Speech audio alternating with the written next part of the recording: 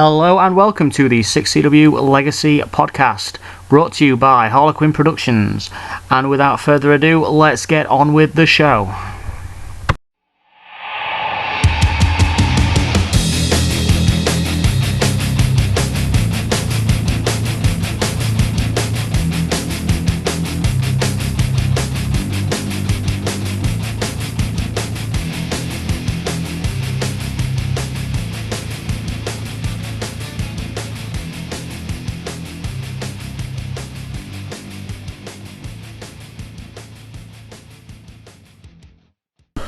Hello and welcome to the 6CW Legacy Podcast. My name is Pete, also known as Engel Harlequin, and today I am joined with Paul McCarthy, Paul Darbyshire, and special guest Chris Wilkerson. Nice to have you on the show, Chris. Thank you, it's a pleasure. Don't big him up too much, special guest. I'm here for Ed only. Last minute addition because he didn't have anything better to do. Well, Yeah. I mean, same thing. Someone's got to be the banter fodder. Oh well, without Ed being here, yeah, I guess. I'm the southern one, so it has to be me. I'm probably from a more southerly place than you. I just don't sound like it anymore. No, you ruined yourself by going up to north. There's no wrong with that. That's what everyone says, yeah. It's out one, we're out. So, Chris, can you just tell us a bit about what you do at 6CW? Well, for the first... God, it's hard to know how many years it's been since it came back. It feels like it could have been a year. It feels like it could have been 6. For the first few years, until recently, I was just a person under 2 identities for a while, trying to get in more characters than I should. Then I started helping on segments, and then when they got desperate because JJ left, and they needed some extra help, they thought they'd butter me up to do more segments by putting me on creative, and so I've become the third wheel of a love triangle. Right, well, it's weird because nobody can get in touch with JJ anymore. Are you sure you didn't hire a hitman or something? I mean, he is an Everton fan, and I do hate Everton fans, but no, I left him to it. He's probably got too deep into the boxing. Does anybody have any questions for Chris? How am I going to deal with the abuse Ed sends me in a minute when he hears me saying I hate Everton fans? No, there's nothing interesting to ask me. Okay, fair enough. I've got a question for Chris. Right, no worries.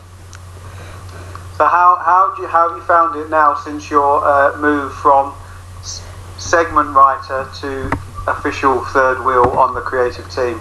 I mean, what you understand now is why nothing ever gets done.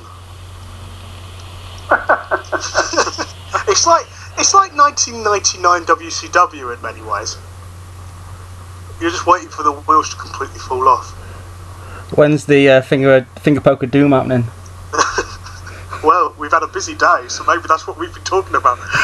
It's interesting that you work in very, very different ways. Matt pretty much works 12 hours behind everyone else, including when he finishes and posts his matches. Paul's, you can tell Paul works for the government. A, because all your emails are being scanned and noticed in case I'm a terrorist, and B, because he works in business hours very well. And I have a habit of letting everyone else do my work for me. Indeed, yeah. Yeah, exactly. Paul, have you got any questions for Chris? Questions? No, you aren't. I didn't plan any advance. I didn't know I was on. No, you aren't winning any He matches. surprised us.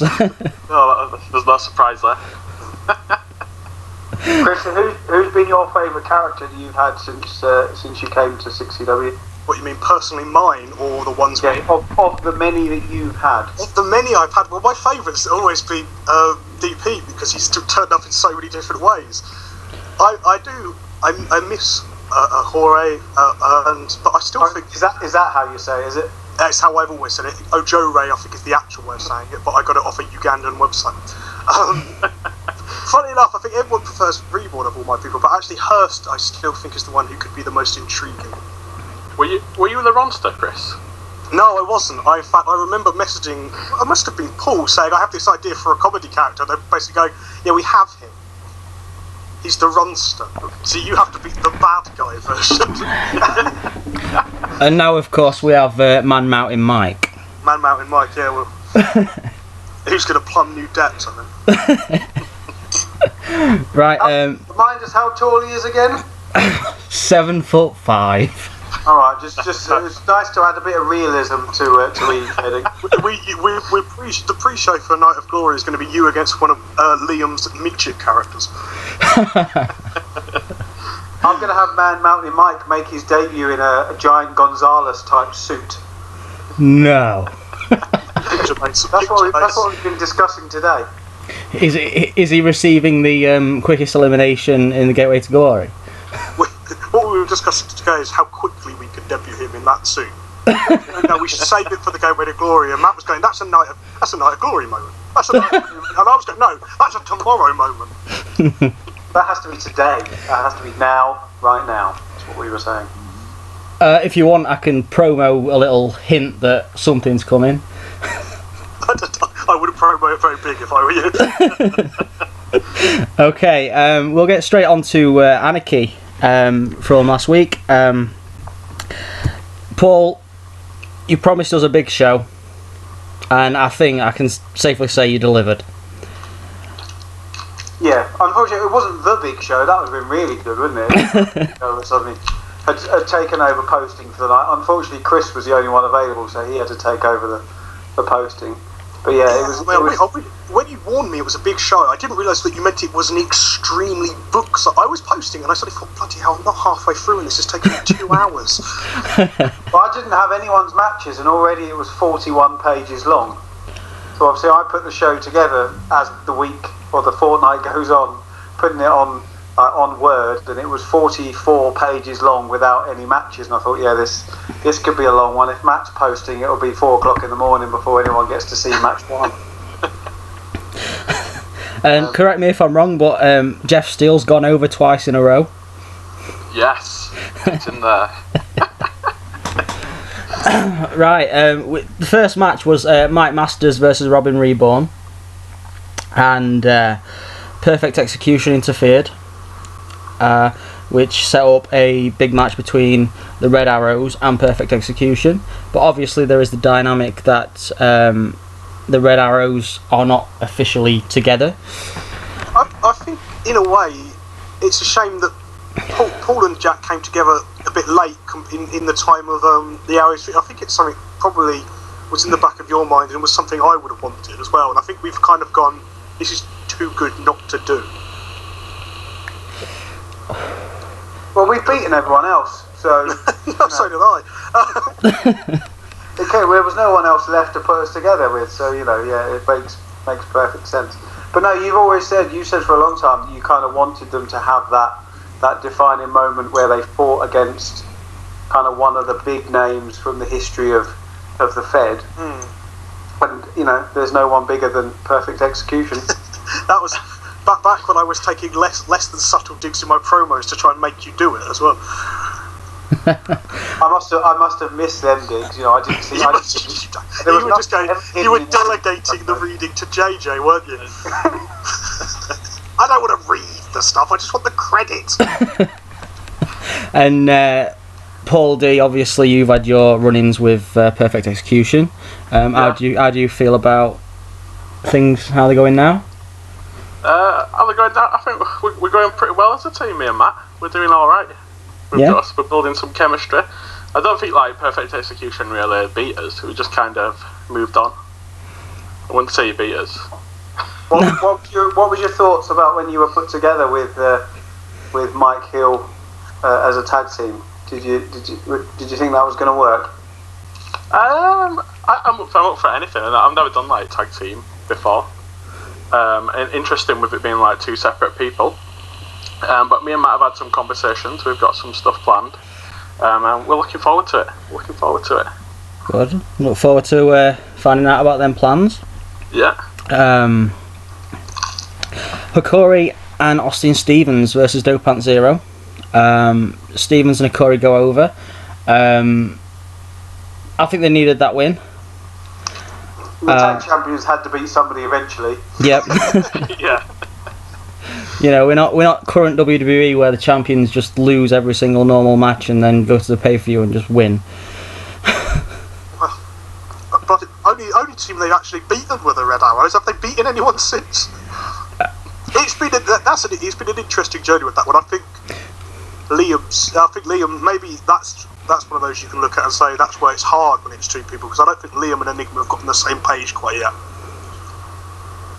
No, but at the same time, obviously, there are tag champions, and they need to get the wins that each week going into a pay-per-view. They need to be believable champions, and they obviously beat the Red Arrows, who were the best tag team of the time ever.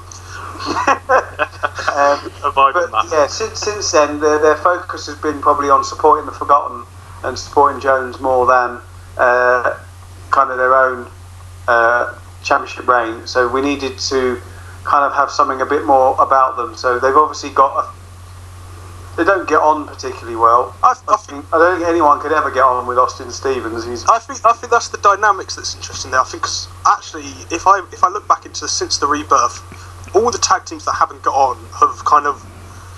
I mean, well, I suppose Masters and Harris started to get on and then fell out, and then there was Adamson, and who was Adamson with when we beat them? Gazzy. Was it Gazzy? No, it wasn't. Yeah, it was Gazzy. Yeah, because Enforcer cost them, and that was a kind of dynamic of not getting on. So they generally lose quickly. So it's been interesting. This one's kind of carried on where they've had some success and time with the belts, but you can tell they're not friends. They're together because of circumstance. Yeah, there's been a little bit of tension between them, we'll say. There was a segment on this show a little bit earlier that was about Stevens saying, "Look, I'm doing this. I'm dragging this team to wins and stuff like that." And I can see that. In the storyline. But obviously, for this match, they came together. Later in the show, we'll see them work together even more to interfere on the megastars. So yeah, I think Stevens and Okori, there is that tension. It looks like maybe there'll be a split down the line, probably towards Night of Glory. We'll see what happens at Day of Reckoning in terms of the tag team titles.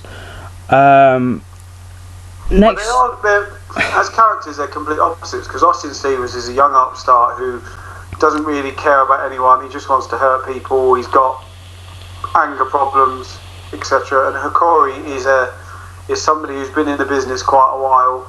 He used to train people, got a bit sick of all of his people who was training coming through and doing well, and thought, well, maybe it's my time. And that's what Jones picked up on, and that's why he brought him to 6CW.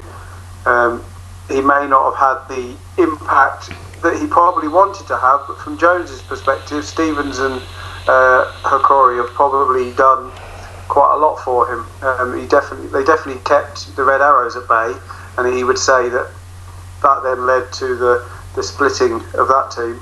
So although they're not getting on at the moment, and Jones probably sees them as quite an annoyance now, I think he was probably right to bring them in as part of the team originally.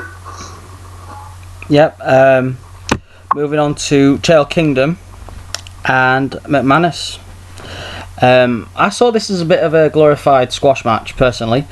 Don't know if anybody agrees with me on that, but it's a strange thing to say, because yes, obviously Kingdom was the champion up until recently, but yeah, we needed McManus to pick up a win, and we can't really have Kingdom continue to win outside of kind of the writing. From a perspective of promoing, obviously the handler isn't around, so it wasn't fair to continue with him in the limelight.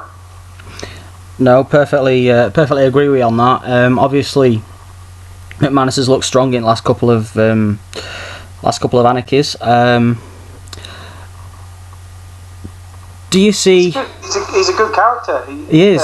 We just need to kind of give him a bit more time and let him kind of show what he's about. Twos is a good promo, so definitely a character that has got a bright future in 6CW. We've just got to find the right kind of feud for him, and I think this UK Championship kind of feud that's ongoing at the moment involving multiple people is a good way for them all to kind of show their strengths and come out from it quite strong. Yep. I think Paul D might have fell asleep like he did at the last pay-per-view. No? Yeah. What do you think of McManus? He's talk about himself, so he doesn't care. Yeah. That's exactly right.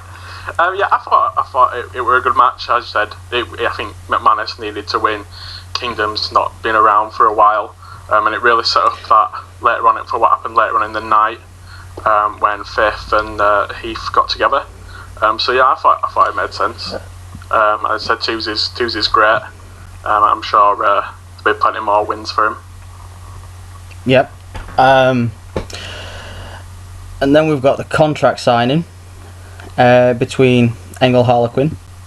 So, Dice. someone's going to speak about this bit, Peter. I think it's probably going to be you, isn't it? Yeah. Yeah, I think so. Dicey Riley and somebody called Cerberus. Well, I liked the segment. Liam Wood put a lot of work into it. It was brilliantly written. But as said in the Facebook chat, there was room for interaction. That's all I'll say on that. But apart from that, it was a great segment, and sold the match well leading up to Day Reckoning.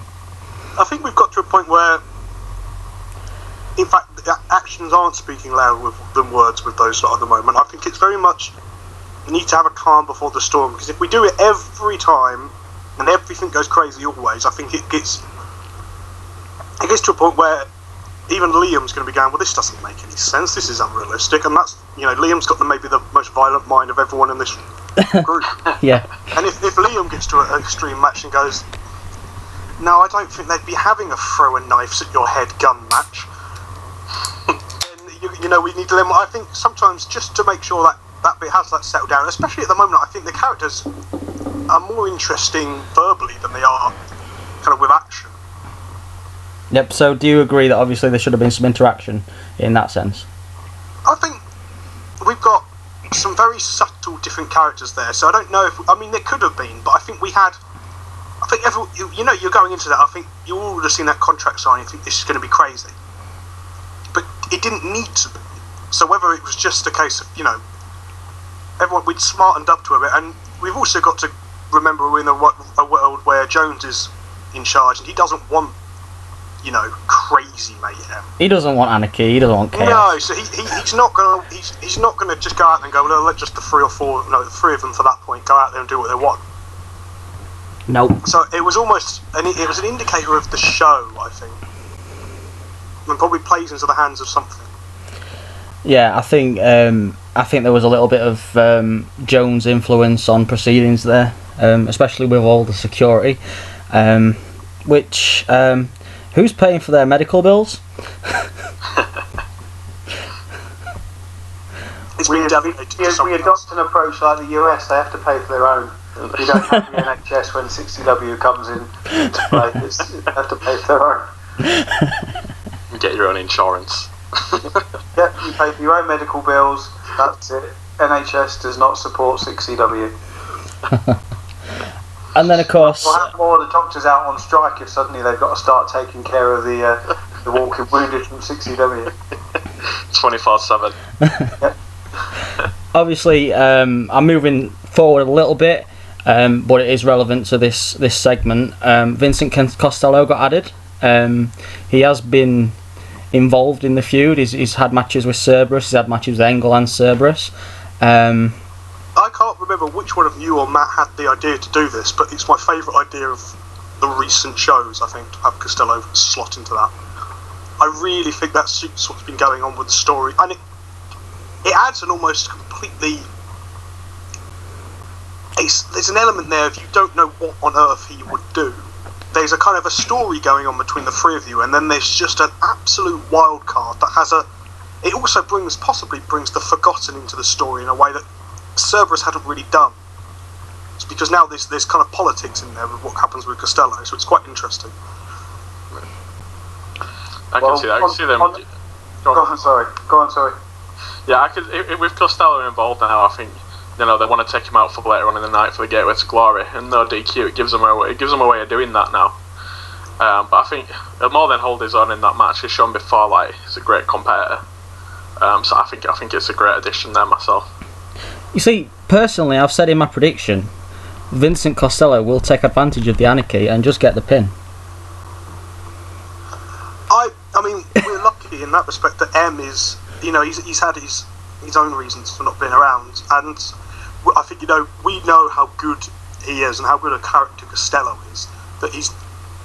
Whereas for some people, if they disappear, you can kind of think, I'll bin that off. Costello and M in particular being such a great guy and a understanding of the thing, there's no way that Costello is being thrown away. No.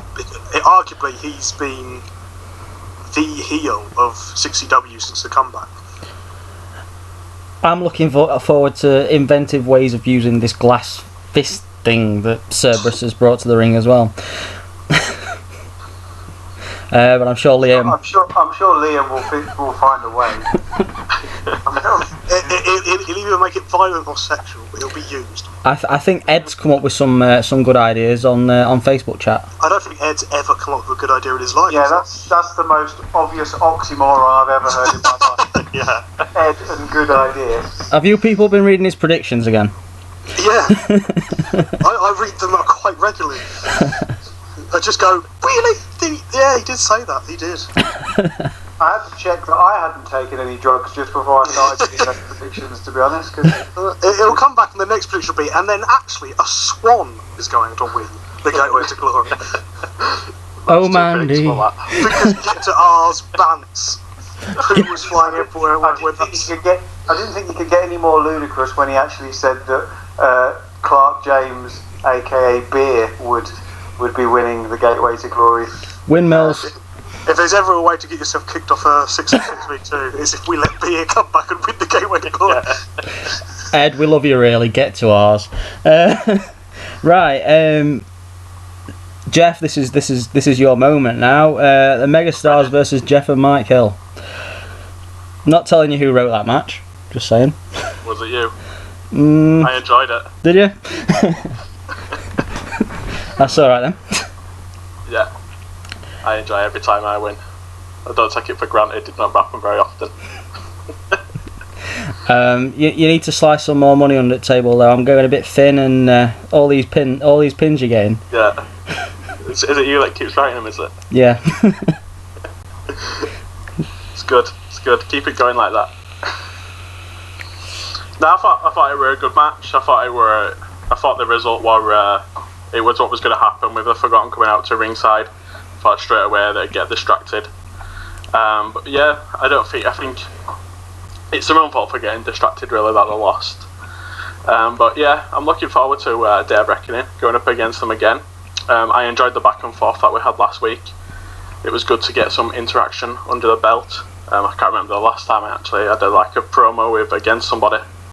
I think we might have done it, Paul, when we did the feud with Perfect Execution. But yeah, I enjoyed the occasion. I added a bit of creative. What's the word?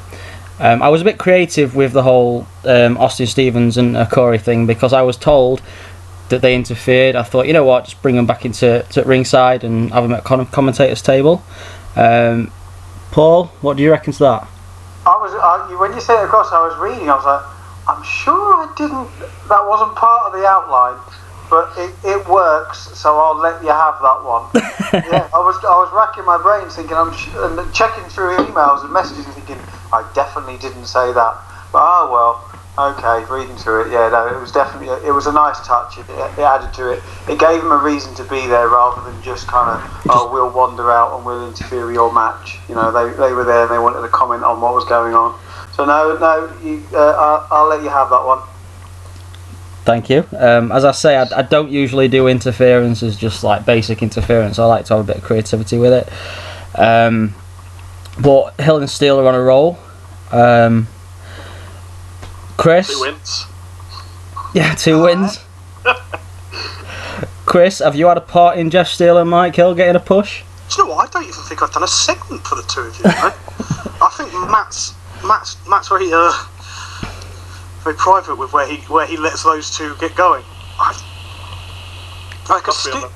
We have his own plans. No, it's just because obviously I don't have any of the history that Matt and Paul and actually a lot of you have with these characters. Anyone that's coming in is new to me. I don't go, oh yeah, still I remember him from that run he had back in 1998 or whatever you lot say. So, and it's interesting to see possibly where that history might start coming to the fore. Yep. I think Ed's written the last few segments for Steel and Hill. Matt knows that if he wants someone to get hyped up and excited about something, then you just give it to Ed. It's a puppy. Yeah, but as you will have noticed from the extra long segments that he probably put in with the 4 paragraphs of descriptive text, there was actually anyone saying anything.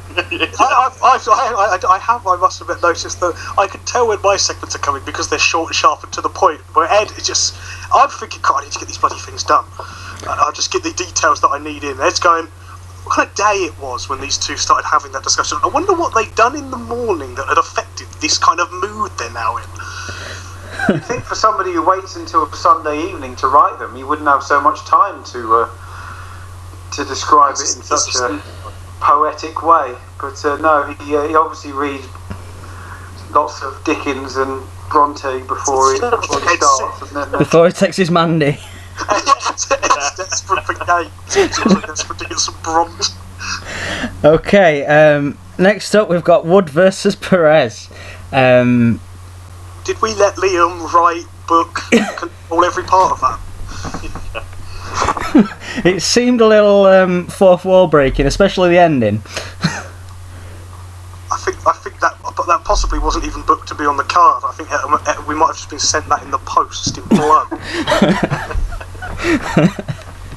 But obviously, I think, to be fair, I've actually quite liked Perez, and I think there's an interesting story arc to go with that character. But at the time, if he's coming up against Wood, the hierarchy is that Wood would destroy him.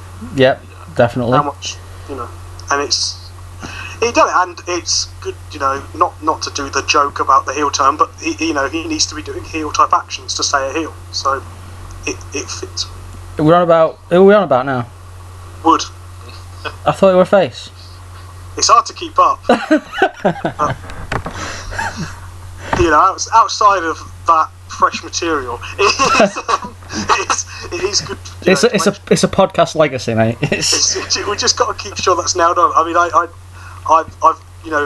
Liam is full of ideas and full of things he wants to do, and I think sometimes the only thing we really need to do with him is just whisper in his ear, remember you're a heel.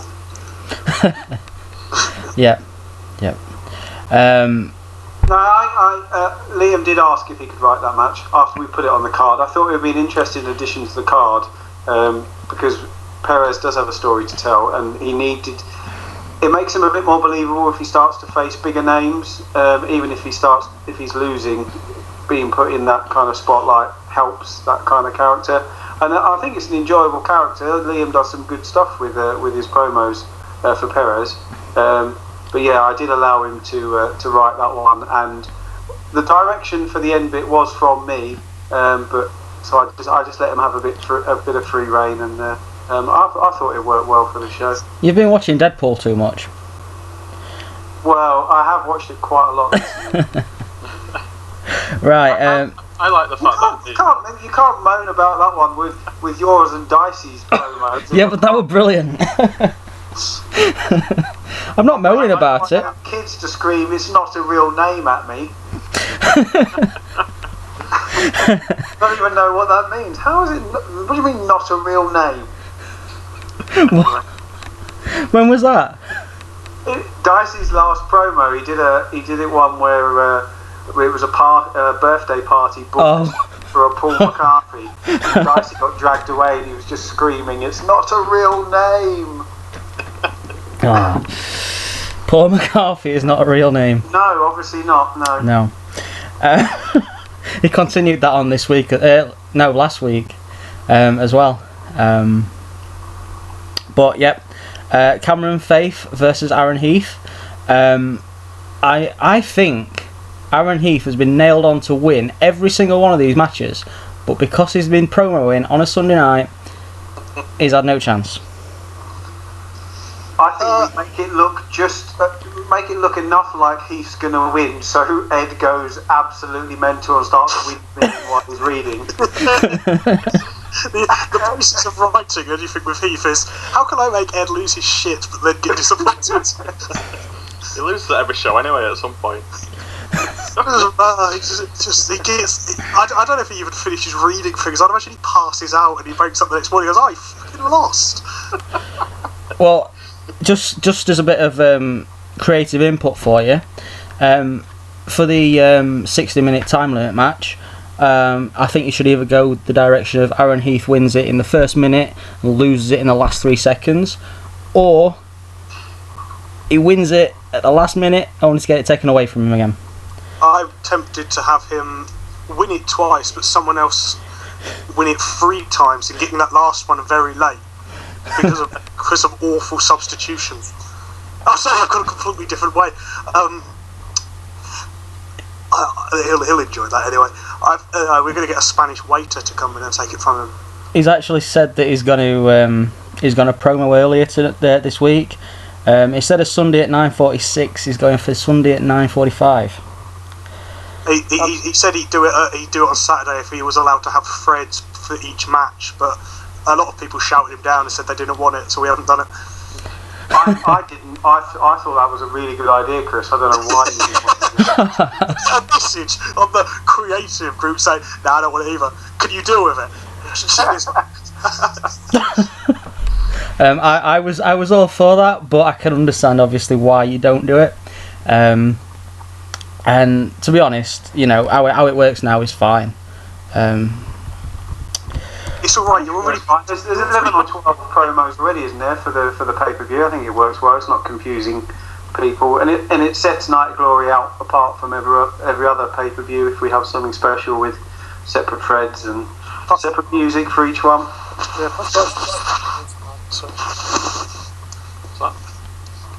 Someone's just broke up. Oh, it's because Dicey's a Spurs fan and he wanted it. Yeah, that's another good reason to say no. Spurs fans shouldn't get anything this season. No, nothing at all. It's all about Leicester. Anyone but Spurs. That's It used to be anyone but Chelsea, but now it's anyone but Spurs.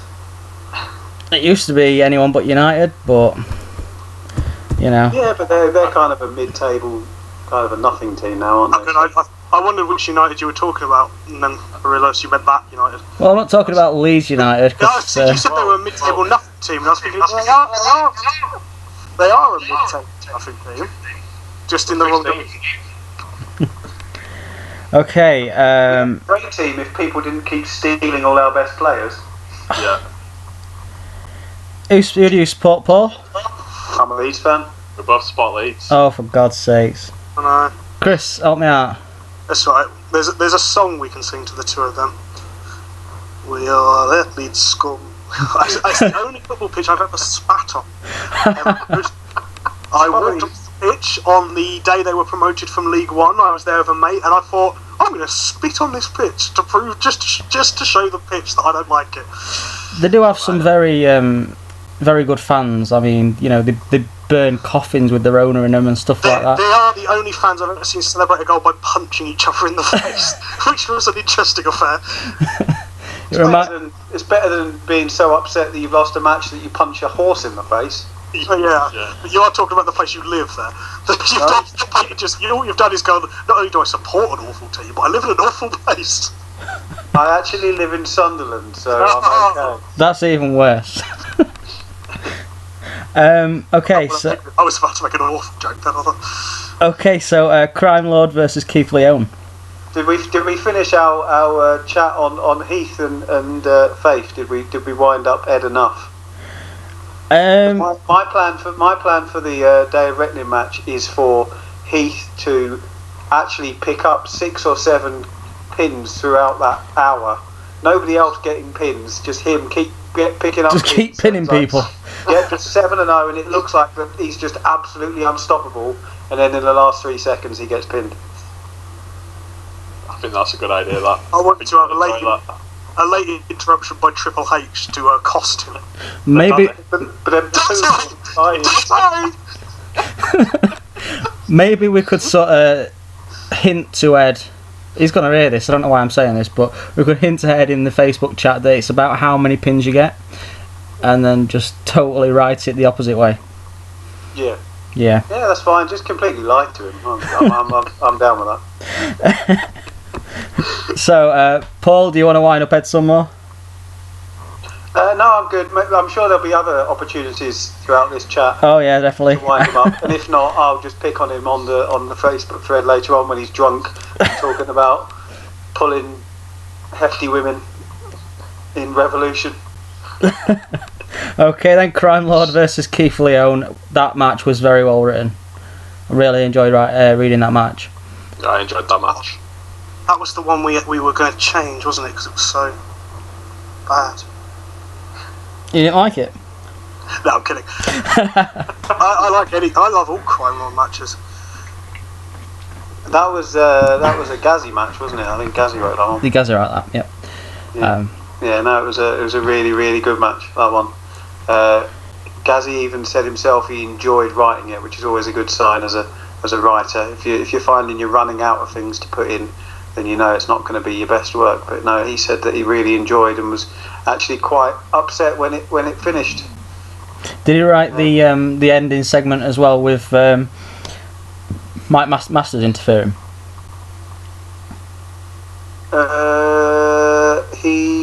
He wrote up to the point where he interfered, and then the bit where Crime Lord picked up the microphone, I took over. It was like I say, it was a very good, well written match. I think that it's interesting that Mike Masters is going up against Crime Lord at Day of Reckoning. I think that Mike Masters, storyline wise, has come into his own, and he needs to prove now that he doesn't need the Forgotten. I think I said that in my predictions. I'm not sure. Paul D, what did you think of the match? I really enjoyed the match. I thought it was great. Gazzy does great matches anyway. But yeah, I loved the bit of the air with Masters coming out, set him apart, set up that. Not only did he wind up Leon, who beat him for the belt, but he upset Crime Lord as well, which I think was his aim, to just abuse both of them in a way, get into the heads. I thought it was a great match, enjoyed it, looking forward to Masters and Crime Lord facing at Day of Reckoning. Paul McCarthy? No, I think it was a really good way to go with the two of them. I think a couple of months ago you probably wouldn't have pictured that we would put Masters and Crime Lord together, but even if I say myself, I think it's been seamless, the transition from Masters and Leone and Crime Lord and Thunder, and I think that Masters and Crime Lord, you can see how they fit. They both have a similar story in that they were part of the Forgotten, and now they're kind of on the outskirts and not really needed or wanted by Jones anymore. Masters thinks he's obviously better and wants to branch out on his own, prove what he can do. Crime Lord is quite annoyed that he was even brought in to do Jones's dirty work. So although they have a common kind of enemy, so to speak, in Jones, they also hate each other. So it should be a good match at Day of Reckoning. Yeah, definitely. Chris, do you want to elaborate any more than just you enjoyed the match? No, I mean, I think there's two very interesting characters. But Masters he's arguably had the best stories throughout his time. I think he's always had something really good going on, but he's always deserved it. And I can say that as someone who, was programming alongside him without any kind of influence, etc. He's always kind of delivered. Yeah. So, yeah, he's not. And I mean, I personally like criming, so that suits me fine. I know Ethan to some extent. I've spent many an hour talking to him, wasting our time. And he's a smart bloke as well, and he can write, and he's obviously got the history of writing with 6WF. So I think you get these things just to fit into a timeline together, and it might create something really good. Yeah, I think Crimey promos really well. I don't know him personally, but I've never had a bad thing to say about him really. So yeah, like I say, Mike Masters going for the title, Day of Reckoning. It's big. Hopefully it continues on to Night of Glory. But obviously there's something going on behind the scenes. The thing with Masters as a character is he's probably, as silly as it sounds, from a former EWF champion, he still probably feels he's got a lot to prove, even though his ego is the biggest part about him. He's always been the guy that nearly achieved. Yeah, he's never been the guy, I suppose, has he? No, and even maybe, and people doubt whether he was actually really the guy, because when he was champion, Jones was pulling the strings, and all of the focus was on Joshua rather than Masters. So you can see why Masters would be so keen to kind of show that he is the man, and there probably isn't many people bigger in this kind of wrestling world than the Crime Lord character. So you can see why Masters would poke that bear. Yep. Costello versus Thunder lumberjack match. I thought this was going to be a hard match to read, but it was actually quite well written for a lumberjack match. Obviously, it was going to finish how it did. It was nice that Mr. Jones continued with his promise of saying to Max Adamson, look, you interfere, number one at the Gateway to Glory. Whoever's idea that was is a genius. Was it yours, Chris? God knows, it could be any of us. We're all fantastic. Okay. I mean, it was. I've grown. But, Paul, I think that must be. Feels like 2 or 3 years in a row now where there's always been a brawl. Just the show before Gateway to Glory. Yeah. Well, doesn't the Raw before the Raw? Yeah, no, I'm not criticising, my love. I swear. I'm just it's got a staple of 6CW at the moment. It writes itself. It does, and it reminds everyone basically what you're doing with these things. You need to, I suppose, continuously signpost, and whilst some of us are interested in popping in those red herrings, this isn't one you need to pop in a red herring for, really. None of us are surprised. As much as it was a brawl involving the whole roster, it was obviously in little groups, so everyone who was within their little feud was fighting one another to end the show. I think the announcement from Jones, or that one announcement about Adamson being number one, was one of quite a few little announcements as the show went on, kind of announcing bits and pieces for Day of Reckoning, just Jones showing his power, and also kind of Kramer flitting about doing whatever he does. You're not really sure whose business he's doing. It must be Jones's bidding, because that's where he gets his power from, but you do wonder if Kramer's kind of got some kind of ulterior motive for all of this networking that he appears to be doing at the moment. I think Kramer's very, very sneaky at the minute. Very sneaky. He's gone to Cerberus, he's gone to Aaron Heath, he's gone to other people. There's been talk of him forming his own group and things like that. I don't know. Well, if you know anything about the character's history, because he is a 6WF character, so he was the consultant in 6WF. That's where the character came from, and that's what we've hinted to in the past, that Jones has brought him in on that in that kind of role, in that consultancy role. He knows that he can go out and speak to people. He can kind of bring people together. But if anyone who works in a business environment where there are consultants, they are very much out for themselves, and that is one kind of attribute that Kramer has, and maybe we're starting to see it more and more as him and Jones don't agree on as much as they have in the past. Is Kramer modelled on somebody that you know, or? Well, Kramer as a character is Darren's character originally. Yeah. So Darren had a trio of characters in 6WF, Kramer being the consultant. He also had Vortex and Oko, was it? I'll tell you what, this is perfect time for a Deep Heat in his suit, wearing days, having a feud with Charles Kramer. Book him. Well, which name would Deep Heat come in under? It'd be another new one. That's my favourite figure. That's why he's my favourite, because he's had 4 names.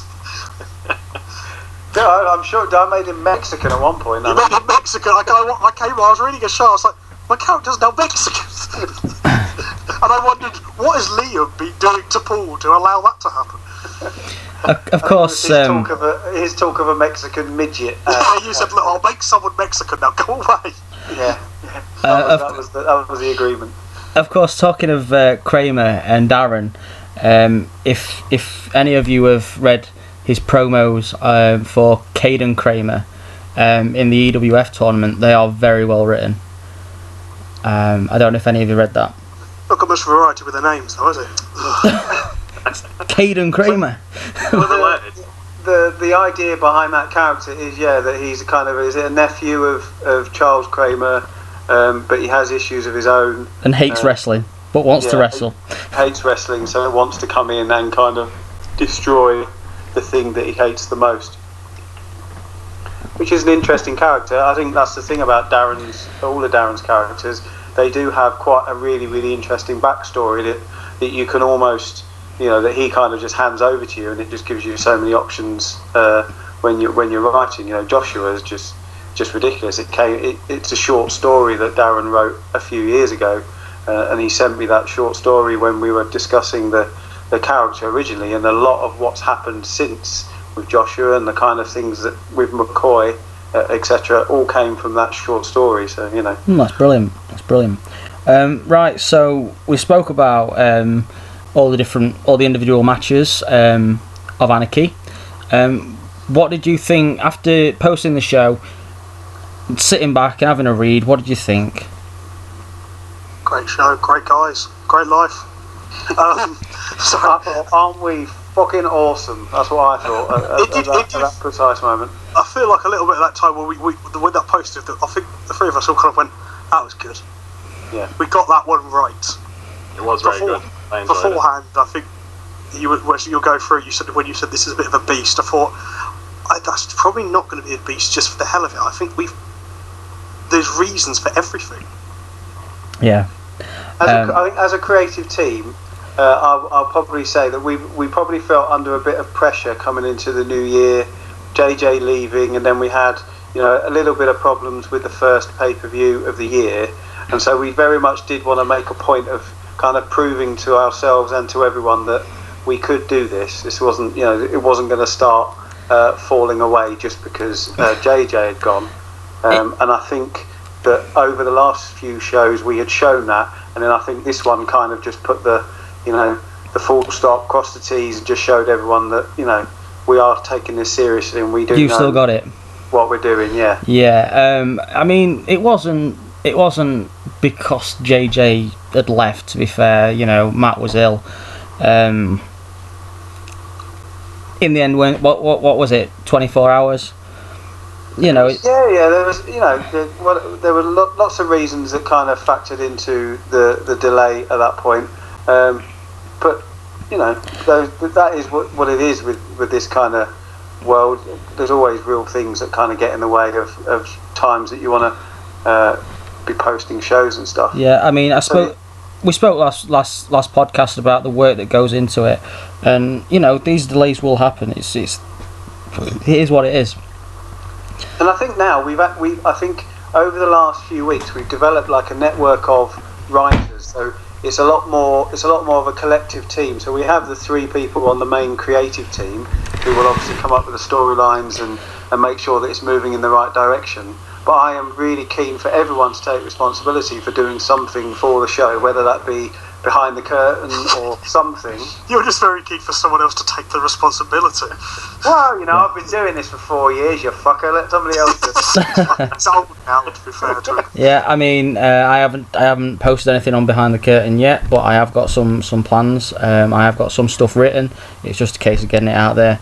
But I'm waiting on Ed to do his. Me and Ed have got plans, but he said he's got exams at the moment, so they're taking his time up. Yeah. But eventually we'll get around to doing what we need to do. Yeah. Ed's not even at university. Don't take that. There's no chance his course has exams. Paul. Well, it's still he's doing exams. Paul D. His Snapchats of him in a little box room in his mum and dad's house. He's not even at university. Don't No. take. No. Don't trust him. Paul D. He's on a complete massive come down and he doesn't know where he is. Paul D, expect an inbox full of PMs from Ed on a Sunday night about 10 o'clock. And that'll be everything. You've got to put it together. I don't think Ed knows where V2 is. Does he? I don't know. He just stumbles across it every now and again on a Sunday night because he definitely doesn't post on the chat thread very often. So I'd say the funny thing is that considering how big a part of it he is now, that he wasn't around for a few years. No. If you think about it, I mean, I know there was the other place that went under, but he doesn't stop now. You think, what the hell's he been doing with his life? Because this has pretty much consumed it since. It'll be 2 and a bit years' time where he'll get a call from his parents going, my son has failed his degree because he keeps telling me about what Aaron Heath, the honey badger, is going to do. If he keeps on this drug-fueled path that he's taking, he'll just be jeering to himself, Aaron Heath, Aaron Heath, Aaron Heath. But yeah. Ed, if you do listen to this podcast, and I know that you do watch the WWE Network, the new Edge and Christian show does do a spot on the honey badger. So you need to watch that because that will fill at least 30 seconds of your day. So definitely take a look at that. So Chris, what did you think of the show? It was top notch. I think that was probably. It feels like that might have been the best one this year. Yeah. We've had some good shows. I mean, don't get me wrong, but that. I mean, everyone always gets up for a pay-per-view, but I think the fact that everyone's going to be buzzing for this pay-per-view until the day it happens because of how good that show was. We've already got 8 promos, I think, on the promo thread. Past that now. Yeah, we've got 10 or 11 now. You've got about 20 different winners for GTG coming up. You've got so many different theories. I think it's not because we haven't given you ideas and signposts and stuff. It's just that it's just exciting. And a couple of months ago, though, people were saying that they thought that this pay-per-view was quite easy to predict. But I think that over the last few weeks, we've flipped quite a few things on its head, and people maybe haven't seen the direction that we were going. So, with Costello coming into the Extreme match, Masters and Crime Lord. We've been quite open in discussion. There's nothing particularly that we've gone, well, this has to happen now. This has to be this. I think there's been a kind of, see what they produce, because obviously we have to look at the pros. We have to see, I mean, all of us, the last 2 shows, you've got Liam going, well, there's got to be a Crime Lord and Wood feud down the line. Whereas that's come from me just going, I think these two could have some fun interactions. And now that's got this future feud possibly, where really that was just an idea I had to tie something over for a bit. But the interactions have worked. Was that almost a Paul McCarthy coughing over you moment? No, I'm not giving anything away because I don't think we've planned that far ahead, so I wouldn't worry. Oh, that's alright then. If the discussions of today are anything to go by, we don't even know who's winning the pay-per-view. So don't worry about that. Just do it based on your promos. It'll be fine.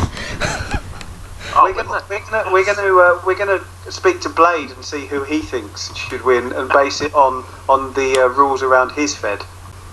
It's whoever promos last on that Sunday night, isn't it? Yeah. That's why Ed's been getting in the practice. Paul D, what did you think of the show? I thought the show was awesome. Yep. I said I put my feedback on the site for those that haven't.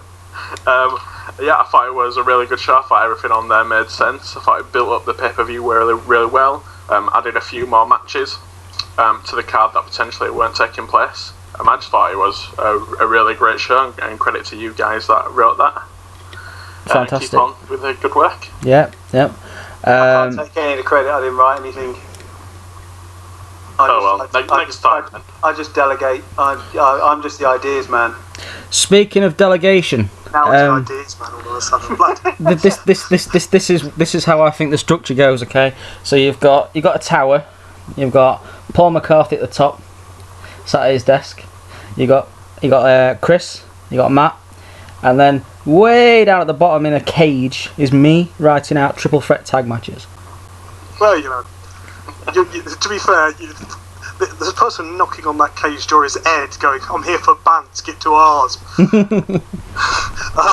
I think there's probably the hierarchy of goes by level of experience. So I'd imagine it goes, there's Paul, Matt, me.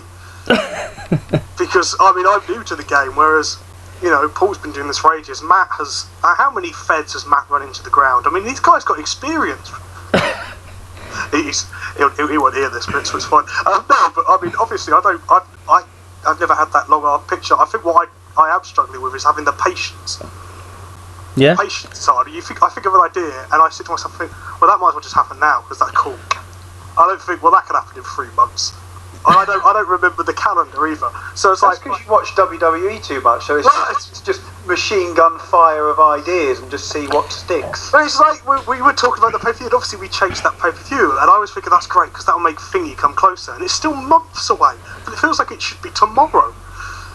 Well, I'll tell you what, you take responsibility for writing a show every week, and then we'll see how that goes. Well, you haven't been taking the responsibility for writing the show. I don't take responsibility for anything.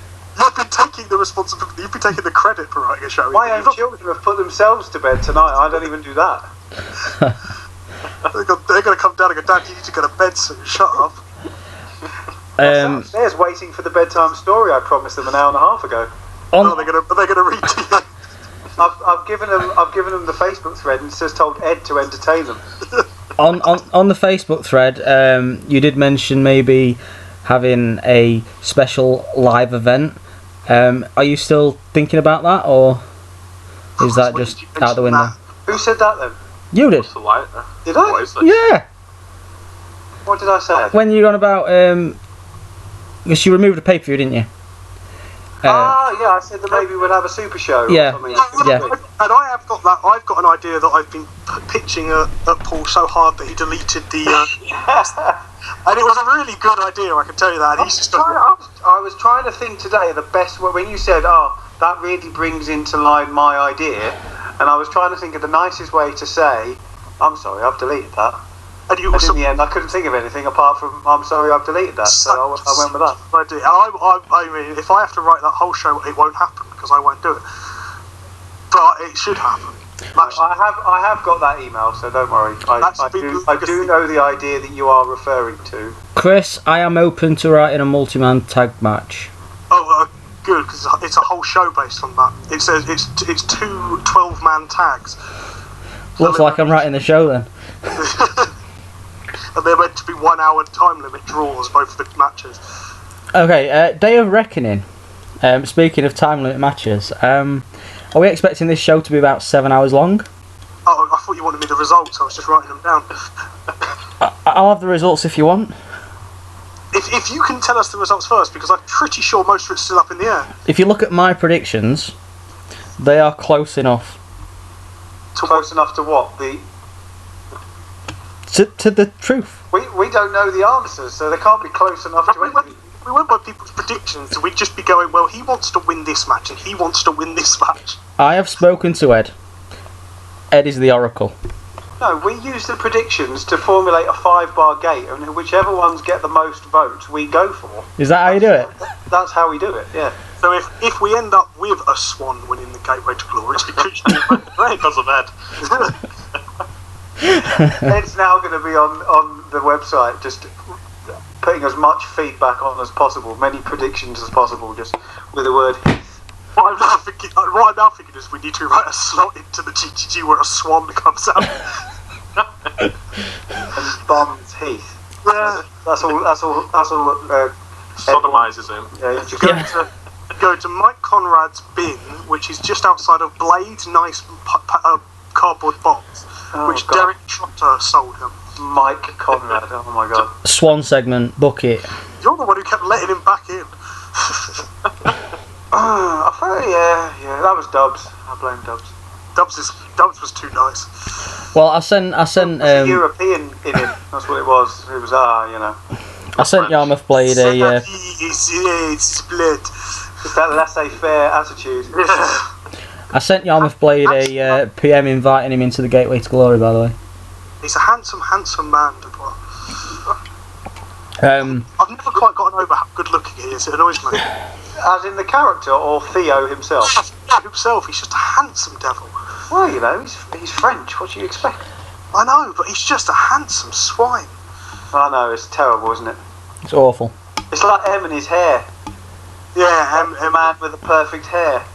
I mean, again, he's one of those rotters from the wrong side of London, but he's got great hair. Well, that's the reason why we book him as strong. I was about to make a very un-PC joke, and then I thought no, so I'll say he has something rather than he doesn't have something. Chris, you're the guest. Hulk Hogan is racist, but I was just going to say that he's got no foreskin. Is that because of his allegiance to a certain football club? I wouldn't know what kind of point you're making there, Paul. I just said something innocent. Okay. Apparently he's also really good with money. I don't want to go further because I could get in trouble. I teach. I'm not allowed to say, oh no, you work for the government. We're both screwed. If anyone. I don't think many people will be listening to this. Will just the entirety of 606. Yeah. How many listeners did we have last time? About 20. And 18 of that was Ed. Yeah. Repeating. Well, to be fair, whenever I go on the internet and I type in YouTube, it's the first thing that comes up. So every time I go to YouTube, I'll load that up, so that counts as a view. So it just keeps going up and up. So what you're saying is that no one's listened to it apart from you? Possibly. Right, okay, that makes me feel happier about wasting my life. Oh, PSG have scored again. That's a lovely point to stop talking on. Paul, you received some feedback on the podcast last time. Did I? Yeah, you messaged me. We're at Keith Leone. Oh, okay. I'm sure you did. You messaged me saying Keith Leone listened to the podcast and said it was great. Oh yes. One of Jack's PMs. Yeah. Yeah. Paul D, you said that you didn't want to be a part of the previous podcast because you wanted to be a listener. How was it? I enjoyed the last podcast. I thought there was some great banter going on. Yeah. I also needed to sort my microphone out for the last one. Hopefully this is better. Yeah. We can hear Apart you. from the broad Yorkshire accent, but I think that must be something wrong with the microphone. There's nothing wrong with Leeds. It's nothing wrong with my microphone. Down tip, man. So together. Sorry, I'm a Leeds fan, but I couldn't resist. After picking on the Spurs fans and everything else, we'll pick on the Hammers next.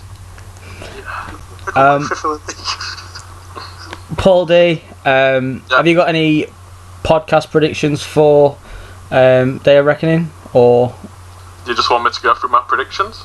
You can if you want. I'll go through my predictions. I'll go through my predictions. I might load it up and go through Ed's predictions. Yeah, I think for the people listening at home, the millions and millions, we should definitely read Ed's predictions out loud. So he thinks that Thunder's going to win the first match, and then it'd be really good if we can get somebody to do it in the voice of William Shatner. That would add something extra to the predictions. Okay. Get it done to the tune of the Crazy Frog. He's gone Jeff Steele and Mike Hill, or Standard Steel. Is that Is that actually our name? Then there will be literally tsunamis of poo flying when the time the Cameron Faithful win. Perfect execution. It's the worst kind of tsunami, those them. Yeah, tsunamis of poo. It is. Because Reborn's turning heel on Hurst and dismantling his teammate. Angle will pin Costello, which I can't see happen. Crime Lord will pick up the win in controversial manner. for a Masters face turn, but Reborn comes down and joins the Forgotten to assault. What was he taking at this point? That he would Joshua then wins, Leon wins, but the Megastars tie the match in the Gateway to Glory, and Reborn will eliminate Thunder. Okay. Can you tie a Rumble match? Has that been done before? It's been done. Leon and Blue Dragon tied.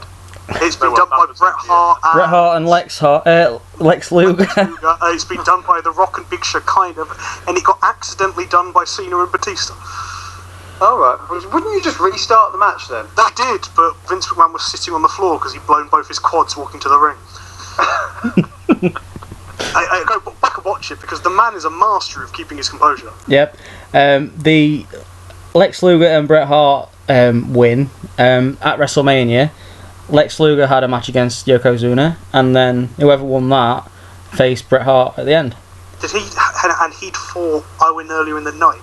Yes. Yes. And he kicked his leg out of his leg. Yeah, he'd lost to Owen Hart and then won the title. Yep. Okay. Normally we go for basically ask the host section now. Chris, do you want to ask me anything? What the fuck, man? What the fuck? I couldn't think of anything. I just thought if I said something in a slightly angry tone, you might get confused. I don't know, really. I suppose. I mean, how have you enjoyed? You've come back from an absence of some time to a lot of new people and a new environment. Yep. I mean, what I have found, does anyone notice that people predict their friends to win? Is that a subconscious thing? Do you think, or is it because generally you pay more attention to the stuff you kind of people you talk to about it more? I think just they are the best guys. I think I don't know if I've done that in my predictions personally, but I think people do that because obviously they are interested in what their friends are doing. Obviously Liam Wood is interested in what Thunder's doing. I still think they're the same guys. Yeah. Then you've got Ed, who's interested in pretty much everybody, and the Swan. But no, I personally think that if you've got friends in the Fed, then you are going to be drawn to what they're doing. And surely we're all friends, though. Yeah, but like when you have your personal chats. I consider myself a carer. For anyone in particular, or just for the Fed as a whole? There's a couple of people in there. Edward, Matthew, Liam. I feel like someone's got to keep an eye on them. Marky. Every now and again, you just need to go over and give him a hug. Yeah, Marky in particular. I spent an evening with Marky, and I've realised that he needs mothering. I sort of stay out of the Facebook chat, and then suddenly just come into it, and Ed's like, "Oh my God, Pete, never leave again." And it's like, I've not left. I'm just observing rather than writing anything. To be fair, he doesn't know what day of the week it is. I'm sure he's thought that Engel Harlequin has left about 3 times since his return. He thinks you actually are Engel Harlequin. More than likely. But yeah, like I say, if you've got a friend in the Fed, especially if you've personally friends, then you are going to be interested in what each other does. I think it's similar to the habit that people have of when they do a question of the day. It's normally about one of their own characters, or if they answer a question today, that's just Liam. It's not Liam, yeah. It's just I've got this idea where Liam Wood wins all the titles. What do you think? Question of the day: should Liam Wood be the best person ever made? I am kidding, by the way, Liam. I suppose everyone's. You look at it and think, well, how does this affect? How? I suppose it's hard in a way to offer an opinion sometimes about other people without it being a little bit controversial. I know there are some of the old 6WF crew who used to love having a bit of a Barney every so often, clear the air. Dicey when he's had a few drinks, have the site shut down. Yeah, exactly. I loved how the feud between Dicey and Liam sort of overspilled into the Facebook chat every now and again. there are a couple of people who take it slightly more personally, maybe, than others. He just doesn't get the bants. Some people do use themselves as a base for their character, so sometimes there are blurred lines between what they write down and who they actually are. I could name about 5-6 people, I reckon, who maybe see themselves in their character sometimes, so it then becomes a bit of an issue for them. Not an issue, but if you attack the character in a way you attack the person. Well, I'm sat wearing pink lycra at the moment, but I don't see that as a problem. Well, I'm black. Hulk Hogan is racist, but but no, I agree that sometimes when you're so close to a character that you're kind of invested so much that it is hard sometimes if somebody says something about the character, you do take it personally. There are certain, I think, Joshua, with the background that Twister had, this idea that I think he kind of, I think maybe too sentimental to say loves, but you know what I mean? I don't think we'd be able to just do whatever we wanted with him. I don't think we ever feel that. I don't think you've ever felt that, even when I was on the other side, that you could just do whatever you wanted with these characters. If Gazzy didn't want to have Jimmy Phillips in there and he wanted Gazzy D back in, he wouldn't have been retired and forced away. So there's that kind of level of also where, because it is when you're spending time creating and putting kind of time in. It's almost like you're back in school when you're getting your work marks, and if someone's got better marks and they take the piss, it becomes a kind of an insult on your intelligence in a way, I think, because they're basically saying, well, you're not very creative. Yeah, and that's why I think you're all morons. Is that how you start your lessons on a morning? I was like, right, kids, so you're dumb. I've marked your homework and you're all stupid. Best go home because you've got no hope. Yeah, to go home and tell your parents that they should not have met because this is the creation they have forced upon me. I left that school. They didn't like me very much. Oh man. But no, I agree. I think you would all agree. So as characters in the Fed, you've probably got lines where you wouldn't be that comfortable if, as creative, we tried to cross without discussing it with you. So if suddenly we brought Engel out in full clown makeup, bringing back the clown without actually saying, do you know what, Pete, we're thinking about doing this, you'd probably think, what the hell's going on? That doesn't fit in with anything that the character has gone through in the last however long. No, so Paul. Everyone has a line, and we understand that. Paul turned down that transvestite story when he came back. Yeah. It was steel. He said, "Where's Steel been?" Well, he's been turning from one type of steel to this type of steel. Well, to be honest, Paul. I enjoyed that story. He changed his name from Jeff Steele to Geraldine Cotton, and it was all a bit different. It was that transvestite character we had. Is it Percy or Molly? Marky. Molly Coddle. But to be fair, that wasn't a Marky creation. No, that was the genuine person who came in, and that was the character that they came up with. And I think that had been a character that would have been successful in other Feds for them. So they were. It just seemed destined that sometimes we've just talked about how real life kind of leaks into your characters. So that was where Marky suddenly saw himself and thought, I'm taking control of Molly Coddle. Yeah. To go with Percy. The reason Molly Coddle's not been around because Marky's actually taken the story into some erotic fan fiction. With the Engel coming out in the clown regalia, if it was done well and there was some sort of development into that, I think it'd work. But obviously, like you say, if you just spring it on me, then I think I'd have something to say. I don't know. I've never. No, I think that anything is possible if we discuss it with you and we make you understand where we're coming from. And I will always accept that people can challenge any of our decisions if you think they're rubbish. We may not listen to you, but you've got the right to challenge. Because way back when, Liam kind of had this things that he would never want his character to go through, and a heel turn was probably top of that list. but over time, because of the character development, he understands that eventually he probably will turn heel. Oh, that was set up well. Do you think that'll happen at Gateway to Glory then, or? The heel turn? Yeah. I don't know. It's like Cena. If it doesn't happen now, it will never happen.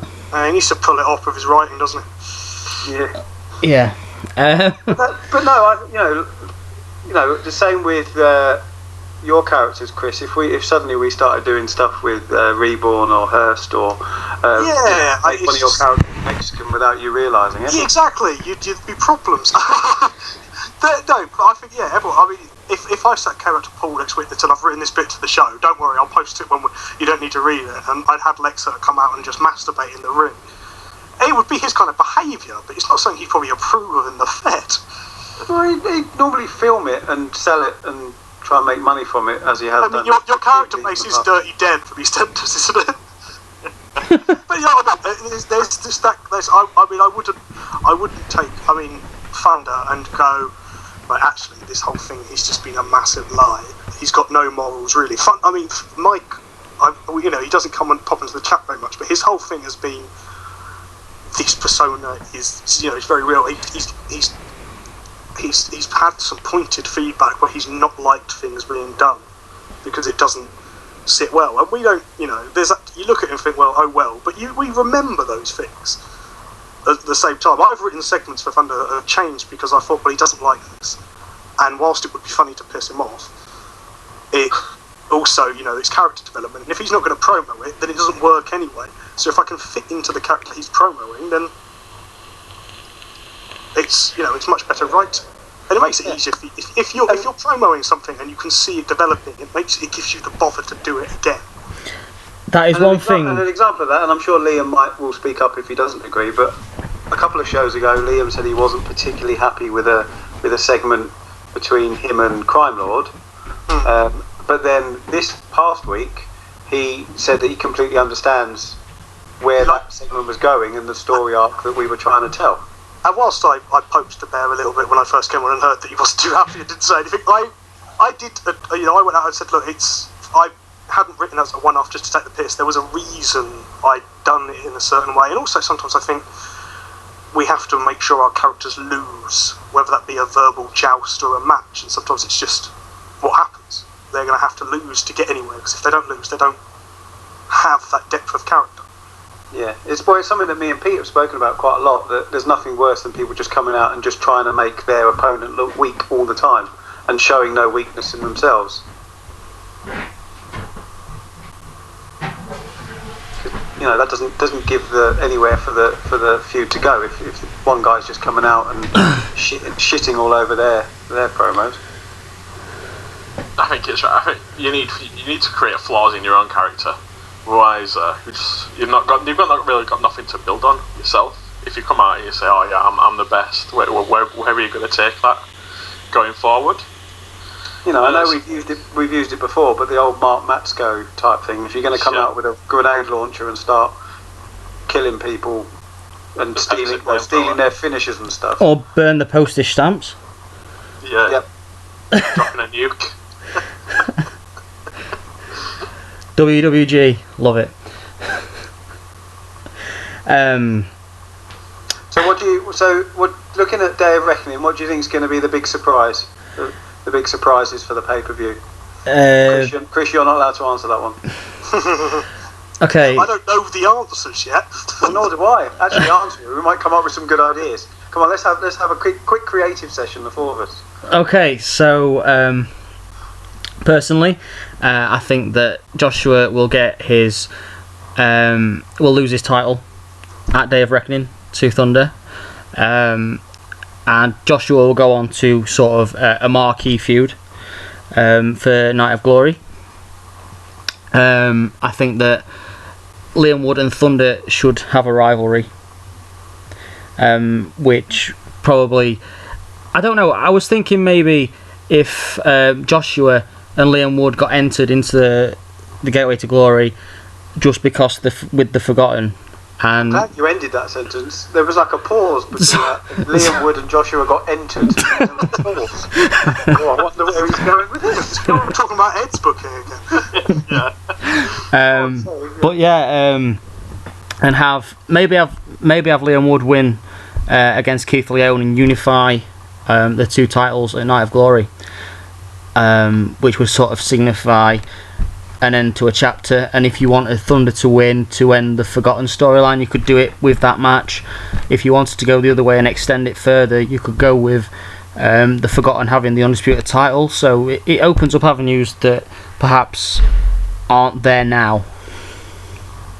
I think what you should do is book in a time after Night of Glory to talk to Paul, me and Matt if he's available about why decisions were made, and you might find that there have been some significant days in these decision making of thrown ideas. I think there is a linear line between all of us, but I think we all the benefit of this is we're not all coming in generally going we all agree on things. We actually do discuss, and there is a chance to pontificate and see why and what and therefore, and I think it's helped in a way. But have that bit where Paul has an idea and I have an idea and Matt has an idea, where we go, well, also who deserves it. Another surprise of the night. We spoke about Man Mountain Mike. You said about the Giant Gonzalez costume. I agree with you. Night of Glory moment. What about the Berserker's costume with the sword and the helmet? How about a 7'5" condom that comes on and enters Heath to end the show? I think Ed would love that. I don't want anything that might be lubed up. Okay. Sorry, I was talking about my own theories. We'll be back on the show again. Paul D, have you got anything that you expect to happen or surprises that you expect to happen at Day of Reckoning? I think I've gone pretty safe for Day of Reckoning. I don't think I've gone anything I've not come up with. I don't think I've gone anything original. Did you say you've just gone stiff? Pretty safe, not stiff. Oh right, sorry. That Yorkshire accent again. It was. It is. I don't think I've got anything that outrageous going on. Not that anything is outrageous that everyone has predicted. Well, some is, but I think I've gone pretty cut and clear as the way that stories have been going. Okay, well, to flip it on his head, who's definitely not winning Gateway to Glory? I think Steele's not winning. I don't think Heath will win. I think there's a lot of people that will win. Yeah. Okay, and who would you mark out for if they came back? From the past. From anywhere? Yarmouth Blade. Is he coming back? From the past makes it sound like Back to the Future's going to happen. Yeah. Marty McFly! When I first came back, didn't I have a time travelling gimmick, apparently? Did you? That got mentioned in a... were it you, Chris, or were it Matt? It weren't me. I've never thought of time travel. That sounds like a Liam idea. No, I posted a promo on the wrong thread. Yeah, you posted one for Back in Time. Oh no, we've been inceptioned. But yeah, it got mentioned on the Facebook chat. Who's this Angle Harlequin chap? Has he got a time travelling gimmick? That wouldn't have been me, because I'm the kind of person who'd been rude enough to say, "Who the bloody hell is this?" I'm a big enough dickhead, basically. But to be honest, when you did come back, Pete, that was one of those moments where I was like, is that actually him? Sometimes you're not really sure, because people could have just created a profile on version 2, and you're not really sure if they're just kind of just taking the mick a little bit. Yeah. I mean, we had to really go back and check with ED coming back as Cassius. We were all kind of going, is that really him? That's Saturday when it happened, because we were messaging each other saying, have you seen who's just posted? Do you think it's actually him? And it was like, Matt, what's his real name? Do you know his real name? And Chris was like, well, his email address is blah, blah, blah, blah. I was like, well, that was his first name, so it might be him. I'll email him and I'll find out if it is really him. So the weird email conversation with ED just said, are you Cassius? I mean, it was great because while everyone else was marking out going, have you seen who's back? We were marking out going, have you seen who's back? Because we didn't have a bloody clue.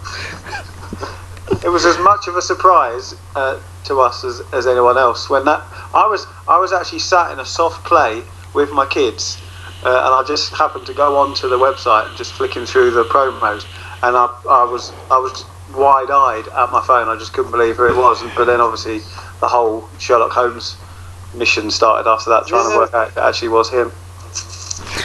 I literally thought, you know what, I'm going to write a promo and make an impact. I did it on the wrong show.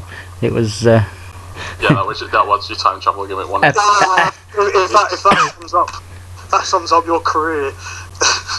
Well, ED said that he got his timings wrong as well, because he wanted to promo a few shows out of Day of Reckoning, so he wanted kind of a 4-show lead-in time so he could really build the story. But he says he got his dates completely wrong and ended up obviously posting a few weeks before the pay-per-view. Because he's been reading the shows since Christmas. It's just not till now that he's actually decided to make the leap, apparently.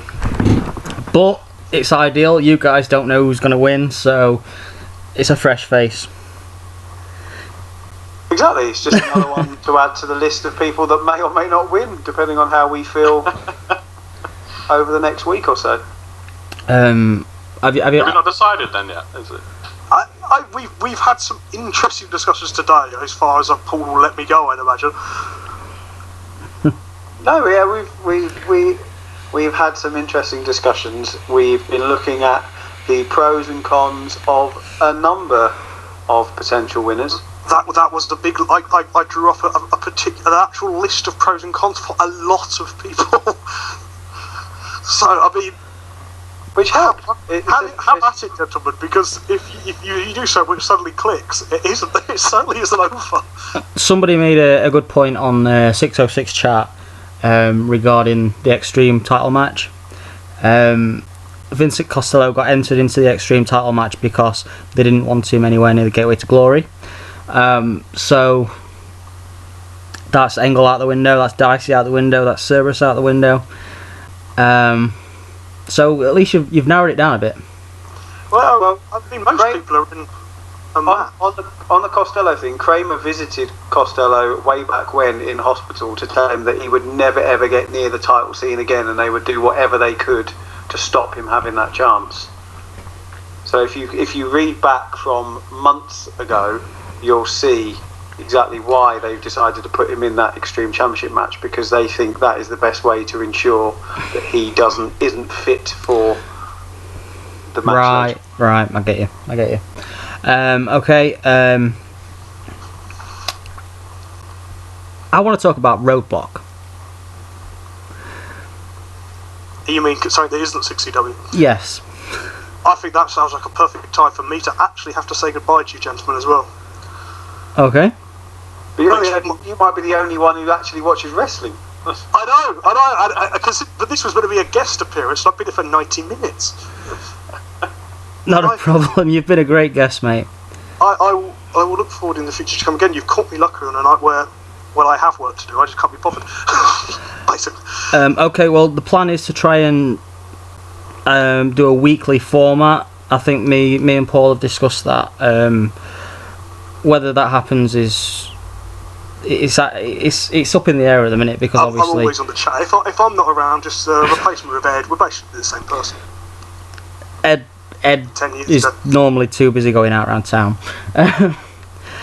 But Chris, thank you for being a guest on the show. It's been lovely to have a conversation with 3 people whose names begin with P. Oh my god. And when you leave, it's going to be 2 Pauls and a Pete. It's going to be the Triple P show. The Triple P? Maybe we should discuss Triple M. We can give you a name that begins with P if you want, Chris. I'm sure we refer to you as it when you're not around. Yeah, but only because it's so impressive. That is 4 prime inches. Okay, well, on that bombshell, I will thank the 6CW audience. And remember, if you piss me off, you can't win any matches. Good night, gentlemen. Good night, Chris. Thank you. Yeah. So, Paul D, Paul M, let's go away from 6CW a bit and talk about some current events in wrestling. We are planning on doing a geek cast, so this is like the perfect opportunity to sort of have a go at it. Roman Reigns got his title shot against Triple H after a triple threat match at the last pay-per-view. That pay-per-view was awful. It was booed out of the building, and now they're going for Ambrose versus Triple H for the title at Roadblock. Do you think that the title will change hands? Not at all. No? I think they're giving Ambrose a shot, but I can't see it changing hands. Not when they've already set the match at WrestleMania for the championship. I don't think they'll go that. I don't think they're that creative enough to think, oh yeah, let's just change it beforehand. It's a network exclusive, isn't it? The show. Yeah. So I can't see them allowing the title to change hands just on the network. Did titles not change hands at the Elimination Chamber last year, which was also a network exclusive? Was it? Yes. Elimination, is it? Is Elimination Chamber a network one? That was just a pay-per-view. No, they removed Elimination Chamber to bring in Fastlane 2 years ago, and then last year they brought back the Elimination Chamber in between Fastlane and WrestleMania. The main title didn't change hands, but I'm sure one of the lesser titles did. I think the lesser titles, they're changing them sometimes on house shows, don't they? But I don't think they'd change the main championship on a show that isn't on pay-per-view. No. Could you see, with the reaction of Roman Reigns winning the title shot, could you see maybe Brock Lesnar and Ambrose being shoehorned into that match at WrestleMania? No, I think their match is set as well. I think they'll do that street fight. I think they're giving it away. It's a way to sell the network. It's quite a big build-up towards WrestleMania. Yep. I think they've done it for that reason. They've done it to get extra viewers on the network. Did any of you guys watch the Raw last week? Well, last Raw. I haven't watched Mondays. No. Paul McCarthy, did you? I haven't watched it, but I've read the synopsis, so I know what happened. It didn't sound like a particularly good show. No. The last two Raws haven't been very good, to be honest. The Raw when Shane came back was brilliant. Yeah. It was brilliant in terms of, oh my god, that's Shane back. But I just don't buy into the story around him coming back and the match that he's going to be in at WrestleMania. Yeah. I just don't know why Undertaker would represent Vince. Yeah, I think that's strange. I understand why Vince would select Undertaker, because of, if you're going to put somebody against someone else at WrestleMania, you pick the guy who's got the best record at WrestleMania, so Undertaker makes sense. But then surely, if you're Undertaker, you say, screw you, I'm not fighting your battle. I think the Undertaker has to fight at WrestleMania, and he will just take whoever they offer him. In terms of, the urn was supposedly the ashes of warrior spirits, and in heart he is a warrior. So to be offered a fight against Shane McMahon, it's as good as any fight. But is Shane McMahon a warrior? Would he see him as a worthy opponent? Did you see the match against Kurt Angle? That was like 20 years ago. Did you see him take out all... Oh, you didn't watch Raw? There was a segment where he took out about 3 security guards. It was very similar to the contract signing. I don't see it, and you can't honestly have Shane going over in that match. So there's been talk of Taker losing another match. Undertaker, the passing at WrestleMania, the passing of the torch to Lesnar was a huge moment. If you're now gonna shit on the record of Undertaker by having him lose to Shane McMahon at WrestleMania, then that there's been talk of Cena coming back to help Shane, setting up next year's WrestleMania. I just don't like the idea of Undertaker losing again at WrestleMania. I just can't buy into it. I could buy into the idea of Shane picking somebody else.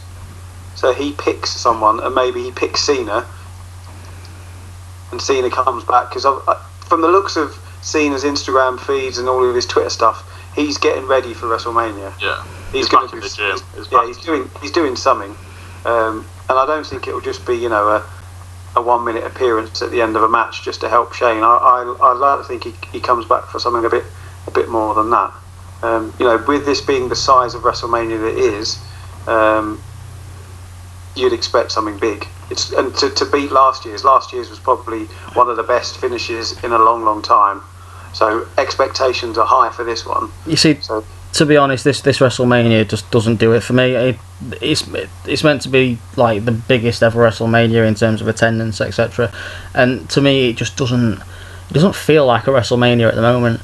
They're not selling it, and they've put Roadblock in at the time where you should be building WrestleMania, and especially building the main event. They've put a pay-per-view or a Roadblock in, and so all the focus for the fans is now on that, and it kind of takes away from WrestleMania a little bit. Yeah. So that's why I'm not a fan of Roadblock. Although if I was booking it, I'd have Ambrose win, because I think Ambrose going into WrestleMania as champ against Reigns and Triple H is a much bigger deal for fans, and they'll buy into that a lot more than they would a Reigns Triple H main event at WrestleMania. You see, I like the idea of this is not my hate of Reigns. Honestly, this is not my hate of Reigns. But I like the idea of Ambrose going over at Roadblock, Roman Reigns saying, "Brother, you've got title, I've got the title shot, blah blah." The Authority coming out and saying, "No, the stipulation was you face Triple H at Mania, and Brock Lesnar faces Ambrose." And because the Roman Reigns Triple H feud doesn't necessarily need the title, in my eyes, because there was a lot of obviously violence in between. Was it TLC and now between them? So to me, that feud doesn't necessarily need the title, whereas Ambrose having the title against Brock Lesnar will sort of elevate it a little bit, I think. Yeah. No, I agree. It doesn't need a title. Triple H and Reigns. I don't hate Reigns. I think he's quite a good worker. He's the impact moves that he's got are impressive. I just don't like the way he's been booked. I just don't like the way he's been forced down the throats of the fans. That's the bit that I don't like. So I would quite happily watch a match with him and Triple H, which wasn't for the title, and you weren't worried that in the end he's going to do a Superman punch and end WrestleMania holding the title and beating his chest with The Rock coming out and holding him aloft, that kind of thing. That's the thing that worries me and is putting me off. I'd much rather see Ambrose versus Lesnar or somebody like that to end WrestleMania. I don't think they'd end WrestleMania with if they end it with a waving winning and it's booze. I don't see them ending it that way.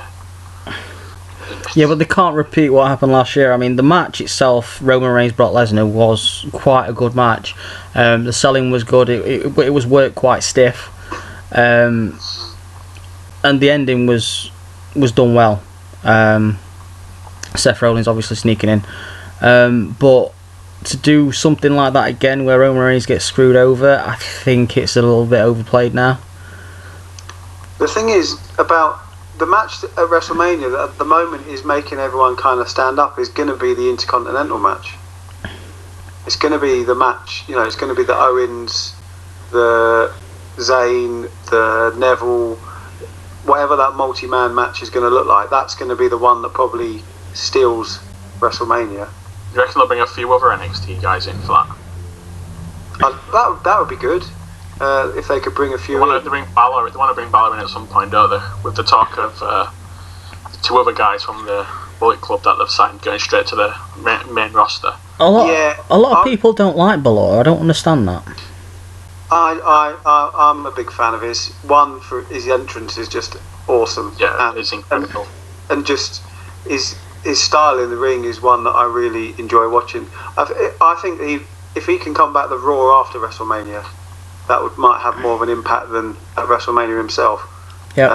I know that he probably wants a WrestleMania moment, and everyone wants to fight at WrestleMania. But I think there's plenty ahead of him. I think he'll main event one day. I just think the impact will be bigger at Raw. Will Y2AJ go over New Day at Roadblock? Do you think?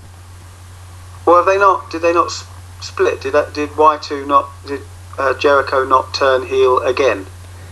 The match is announced for Roadblock, so. Oh, so they're still having their match, but they don't get on. Did this happen on Monday?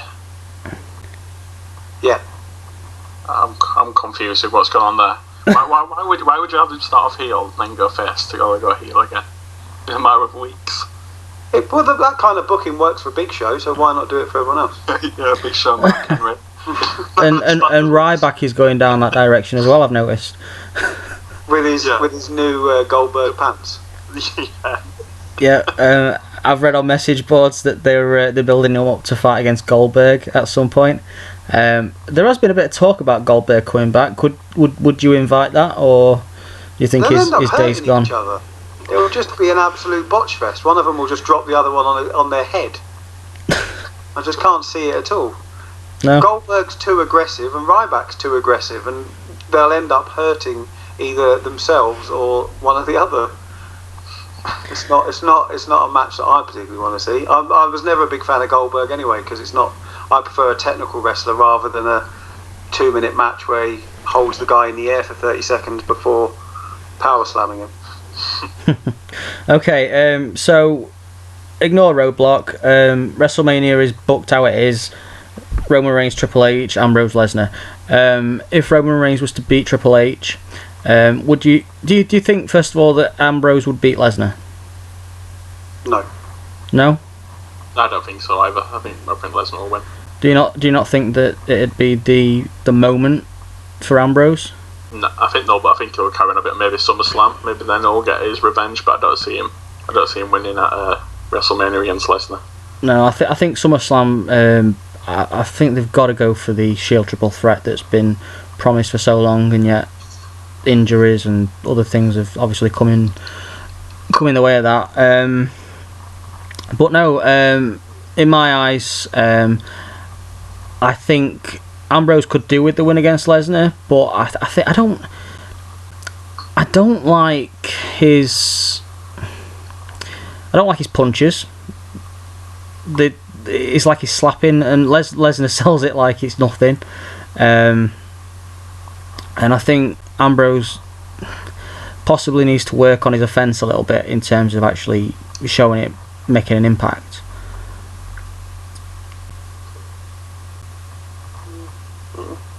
No? It's just a guy slapping in it. Yeah, I mean, they've got the whole Austin shtick. Everyone says, "Oh, Ambrose is the next Austin." When Ambrose does the Lou Thesz press and he just starts slapping the guy millions of times in the face, you just think, this guy's going to get up and he's just going to destroy you. I can't honestly see Lesnar beating Ambrose, but I do think that it would be a good point for him. Is it going to be a blow to the balls that puts him down? Undertaker's blow to the balls. It's the only way to take Lesnar down, isn't it? Yeah. I'm surprised that the Undertaker hasn't low blowed Shane yet, because Shane is a threat. But no. What about the Wyatts? Obviously at Roadblock, Bray Wyatt's taking on Brock Lesnar. He's not going to win that. But they're floundering a bit at the minute, I think. I don't know. I don't know who they'll go. The way they book them is just like ridiculous. They keep changing it every month, and every month they'll lose. Eventually they'll lose at pay-per-view. Just like, what are you doing? Just like put them in an actual story with somebody that helps them like build them up. But no, they keep putting, like when they had them against the Big Show and Kane and Ryback. Yeah. It's like, why have they got them competing against them? And why did they lose? Yeah, why does that need to happen? Why did they lose? To me personally, Bray Wyatt's an excellent promoter, and I do like his ring work. And he is just being put in the wrong positions all the time. I mean, the Cena feud, everyone says, Cena kills any momentum anybody has, but Cena did kill Bray Wyatt's momentum then. I think that's not Cena's decision, though, is it? It's not necessarily Cena's position. We don't know what happens in sort of backstage politics, but Bray Wyatt got a shady win in a cage match, and and then Bray Wyatt, then Cena went on to destroy him in 2 matches in a row, which seems to happen a lot with John Cena. Well, Cena was always going to go over. I didn't really have a problem with him going over, because that's what you need, your top, your top face, your top guy, kind of staying strong in that sense. But I just don't think that they've booked Bray very well, even when he loses. I actually think he's running out of chances for me. He's a great promoer, but I'm still not convinced that he's developed enough in the ring as much as he should have over the years. He's been there quite a while now, and I don't think he's had the impact that he should have had, bearing in mind how big a deal he was when he first came in and how much they kind of pushed him. And I know a lot of that might be people not giving him the right stories, but a lot, he gets the opportunities in front of the mic. Maybe he needs to grab it a bit more. Grab that brass ring. Yeah, definitely. He has that opportunity. He should be busting his ass in the ring. He should be, doing stuff that people haven't seen before, and really be making himself stand out, because he does that with his promos, but I don't think he does that enough in the ring. It's very hard in the ring, though, with the WWE style. You sort of encouraged not to step away from it.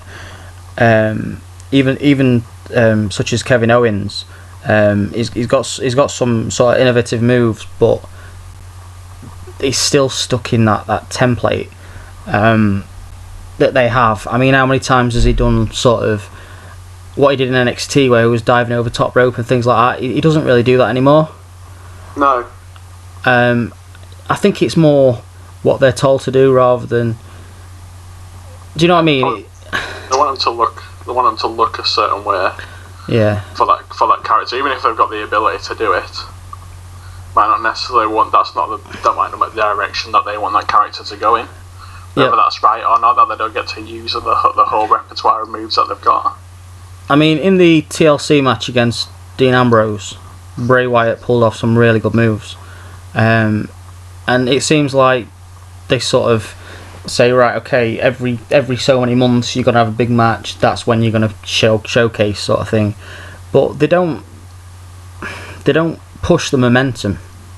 I mean, Bray Wyatt had a massive following in terms of crowd reaction. He was coming down as a heel and he was getting huge pops, and it sort of went down to boring chants and things like that. I don't know with Bray, to be honest. Personally, I think it's down to booking. I know, and a lot of people only get the booking that their work deserves. So he's been there a long time. He came out of development a long time ago. And if you're him and you see all the other people that have come out of NXT and the development areas before NXT, and they've gone on to big things. Rollins, Ambrose, Reigns, all the people that have come to the main card, and they've started to pick up wins and hold championships after main eventing or being in big matches on big pay-per-views, and Wyatt's just not done that. So, he's great to have on the camera, and I think he's a great kind of persona for WWE to have. I just don't think they believe in him enough to push him to the next level. I don't know if they have confidence in whether or not, if they gave him one of the belts, he would take it to the next level and would know what it takes to hold that. I think the worst thing for me was last WrestleMania. He basically sold the feud with The Undertaker for 2 months before Undertaker made an appearance, and then going into the match, I wasn't expecting him to go over. I don't think anybody was, but I wanted him to look a bit stronger. He come out the next night saying he was the new face of Fear, but he hadn't beaten the old face. He hadn't sort of put him to his limits. Undertaker, it was basically a squash match with a bit of offence from Bray Wyatt in my eyes. No? Yeah, no, I agree. I'm trying to remember last WrestleMania. It was. No, I agree. He, it was one of those typical Undertaker things where he kind of is not around but somebody has to build up the match, and Bray did that on his own. Yep. He still doesn't really get the credit for it in terms of the result at the end of the day. Yeah, I mean, like I say, I didn't expect him to go over, but just to look strong, and maybe you know like when Punk faced The Rock at the not the Royal Rumble one, the Elimination Chamber match, and CM Punk got like a 14 count. You see, to me that made Punk look strong because it put him down, but the referee was out. Any other day he would have won that match. Bray Wyatt didn't have that moment, if you know what I mean. Yeah, I just don't think that they have the confidence in him. And if the way that the booking is, you've seen all the new people come through. WWE are bringing people in from overseas. They're bringing back old people who can kind of carry big feuds. So Triple H is coming back. You'll see The Rock come back to talk about whether or not Austin will be at WrestleMania. And Wyatt's just kind of moving further and further down from kind of being in anywhere near the main event scene. And with the amount of time he's been in WWE so far, he should have at least got there once or been near there. And I just don't think he's ever got to that point where you actually think that he's going to be a threat to the main event scene. No, guys, I think that is about how much time we've got left. Paul, McCarthy, when are we going to go for another podcast straight after Day of Reckoning, or are we going to try and do a Geekcast next week? I'm easy either way. I'm available Monday and Tuesday next week if you want to do something next week. Okay, I could probably do Tuesday. I'll be available sometime the week after. Okay. I'll be travelling quite a lot in the next couple of weeks, so it's normally if I'm in a hotel, then I'm fine for this kind of stuff. Okay, what about you, Paul D? I'm free next week. Brilliant. Pretty much any day. Brilliant. We'll try and get Ed to put down the Mandy and get on the show. If not, then we'll try and get Chris. But yeah, it's been brilliant, guys. Just quickly, final pick. Paul, put all your creative aside. Gateway to Glory, who wins? Lex Hart. Paul Darbyshire, who wins? Jeff Steele. No, Thunder wins. Thunder wins. Okay, I'm going for Liam Wood. Definitely going for Liam Wood. Right. Thank you for being on the show, and we'll catch up again next week. It's been a pleasure, as always. Cheers. Cheers. Thank you, guys. Cheers. See you later.